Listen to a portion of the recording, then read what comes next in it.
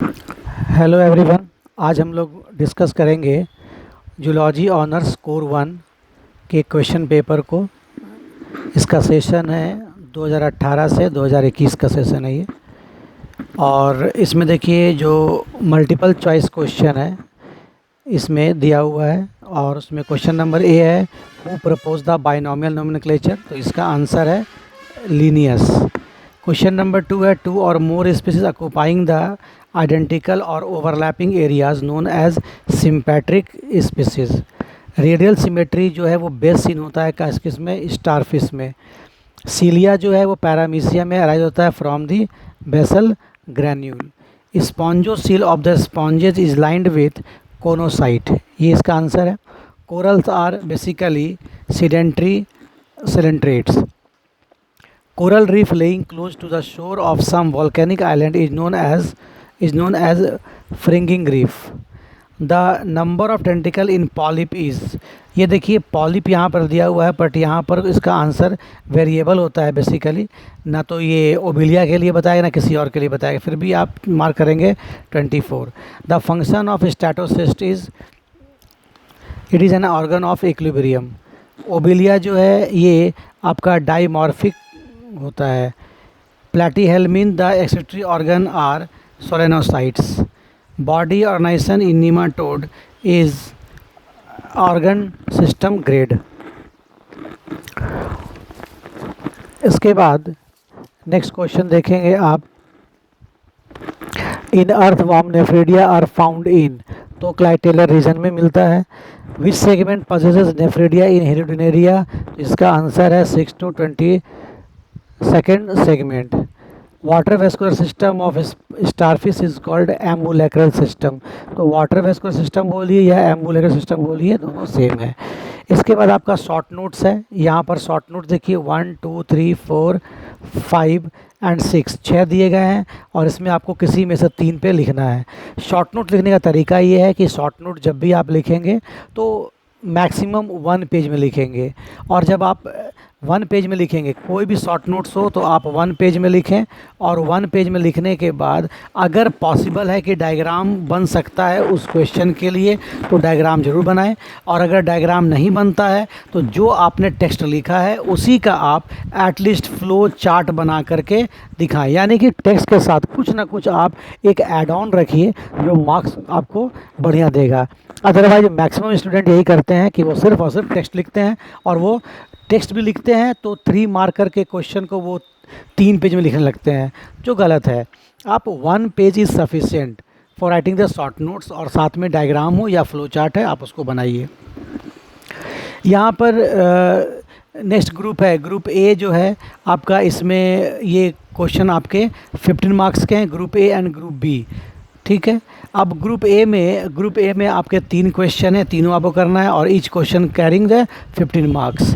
तो अब जैसे आप ये लॉन्ग आंसर लिख रहे हैं तो लॉन्ग आंसर मैक्सिमम ये मेरा एक एडवाइस है कि मैक्सिमम आप इस क्वेश्चन को 4 to 5 पेज में लिखिए, और 4 to 5 पेज में आप लिखने के बाद आप डायग्राम है तो डायग्राम बनाइए, और जगह जगह पर अगर आपको स्पेस बचता है तो आप फ्लो चार्ट भी बनाइए।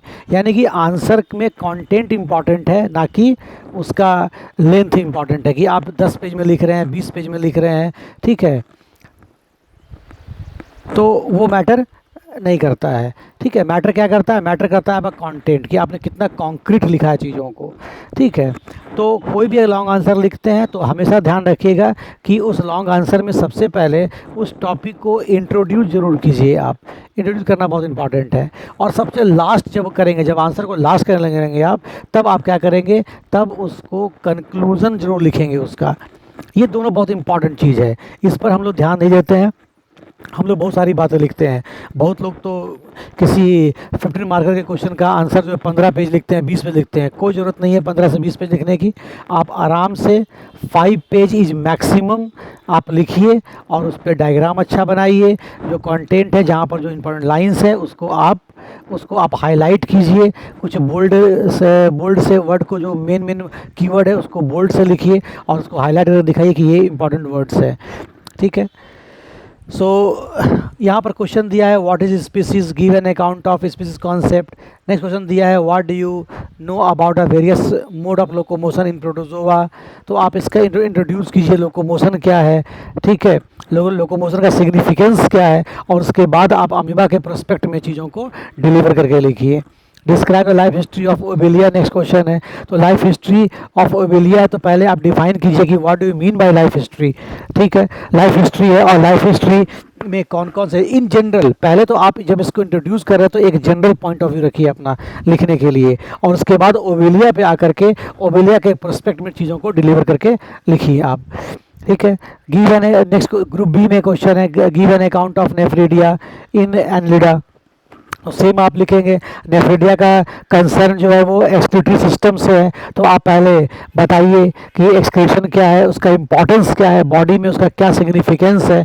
उसके बाद नेफ्रिडिया के कॉन्सेप्ट को बताइए आप, और उसके टाइप्स ऑफ नेफ्रिडिया लिखिए, उसके फंक्शन को लिखिए, उसका वर्किंग मैकेनिज्म क्या है वो लिखिए, और देन डायग्राम ड्रॉ कीजिए ज़रूर, ठीक है। उसके बाद है right an essay on larval form in crustacea. तो लार्वल फॉर्म, यहाँ पर लार्वल फॉर्म के बारे में बताइए कि लार्वल फॉर्म का मतलब क्या है, लार्वा जो है वो डेवलपमेंटल स्टेज है, उसमें क्या क्या डेवलपमेंट होता है, ये सब बात लिखिए, उसके फॉर्म्स को लिखिए, ठीक है। उसके बाद है describe the water vascular system of starfish and mention the role of this system in the life of starfish. इसमें भी आप यही कर सकते हैं कि इसमें इस क्वेश्चन में आप क्या करेंगे कि इसमें आप पहले तो स्टारफिश को इंट्रोड्यूस कीजिए कि वो कौन से फाइलम में है, उसका सिस्टमेटिक पोजीशन लिखिए, ठीक है। उसके बाद वाटर रिसोर्स सिस्टम का आप प्रॉपर डायग्राम पहले बनाइए, पहले डायग्राम बनाइए, और डायग्राम बनाने के बाद उसको उसके पॉइंट को एक्सप्लेन कीजिए। सो आई होप कि ये कुछ आइडिया आपको इससे मिल रहा होगा। Thanks for watching.